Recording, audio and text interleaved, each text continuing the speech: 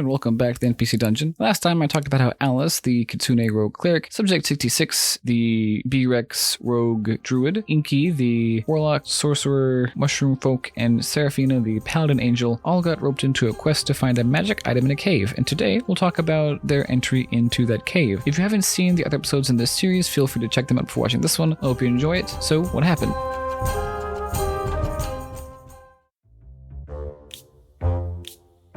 While the players lie to sleep in the Wagon owes Zindanok the Defiant, the chain devil who forced them to come along with him, and a group of acrobats from a nearby circus calling themselves the Flying Goatmen, to find a gemstone of mysterious power in a cave not too far from the town of Nine Trees where this campaign began. They awoke by the light streaming in from the holes in the wooden surface of the wagon left there from their encounter with a bunch of blights, decayed humanoid plant people if you're curious, the night before. Standing up from her sleep, Seraphina strode to where Zindanok was apparently sleeping and knelt down to wake him up. She placed her hand on his shoulder only for it to pass through the illusion as Zindanok strode up from behind her. "Well, let's go," he said. "You did say you wanted to prepare before the journey ahead, and so I have taken it upon myself, as your dear friend and gracious host, to call upon some of my merchant friends. They're waiting for you outside." As the rest stirred, something snapped in Seraphina. The presence of all the gaudy self-portraits of Zindanok himself decorating his own carriage became too much for her to handle. She removed her sword and slashed at one of them as the rest woke up themselves. They stared at her in disbelief, some in more admiration than disbelief, for seeing this lawful good paladin doing something little unruly for once, but their looks soon melted into disappointed sighs as Zindanok waved his hands and the painting repaired itself. "Testing my defenses," he said. "Very wise, I can appreciate that." They strolled out into the open morning air and glanced into the cave they were parked beside. Just across from them were four merchants, Eldrin and Genasi by the looks of them, all set and prepared with a table standing before them adorned with their various goods. But Alice saw recognition in one of their eyes and just barely recalled vague memories of one such merchant from her childhood. She came from a long line of merchants and her father had connections far and wide. But as a child, she wasn't sure if she wanted to follow in her family's footsteps. It didn't feel right to her, so she ran away from her village at a young age. Alice regarded this merchant, an Eldrin with golden hair like autumn leaves and wearing clothes that looked more like foliage than clothing, with distrust and perused the other wares until realizing this merchant was avoiding her gaze. Well, Alice had to do something about that. She walked up to her, looked her dead in the eyes, and said, "So, care to explain how I know you and why you're looking away from me?" The merchant looked back at her, taken aback, and said, "You don't know, do you, about your father?" It had been years since Alice had seen or really even thought about her parents. Clearly, she had no idea what the merchant was talking about. The merchant waved her hands, casting a spell apparently around them, and explained that many years ago her father had suffered an accident. He was driven mad by some terrible presence. Her eyes flashed and she cast another spell. "And I feel the same presence on you," she continued. She told Alice that she wasn't sure what had become of her parents and warned her that not all questions needed to be answered. Meanwhile, the other players watched as Alice spoke with the merchant, their mouths moving but no words being uttered. This was the first spell she casted. By the time they were done, the other players found they trusted Alice just a little bit less by this point and needed to ask her what was going on. She told them what she knew, but truthfully didn't know much and was understandably cagey. Zindanok cleared his throat and herded them inside. The cave interior was dark with a giant fissure splitting the place in two, across from which a large stone door stood. Subject 66 buzzed across the chasm, flying over to check out what was on the other side, and found himself unable to find any way of opening the door, after which he flew Inky, their mushroom folk sorcerer warlock, to examine it, and it did appear to be locked by some sort of magical means. However, on the door's surface, there was marked out, in a small, faintly glowing magical presence of some kind, a small handprint. She held her hand up to it, and it matched exactly. And after touching it, the door groaned and shifted, but didn't fully open. At about this time, still on the other end of the chasm, Seraphina found a similar print matching her own hand. Could this be what that strange voice carried by the vultures and what Zindanok were referring to when they called the party chosen? They demanded Zindanok tell them what he knew, but he seemed to know little more than they. After all, he was just given this job himself by the pit fiend ringleader of the circus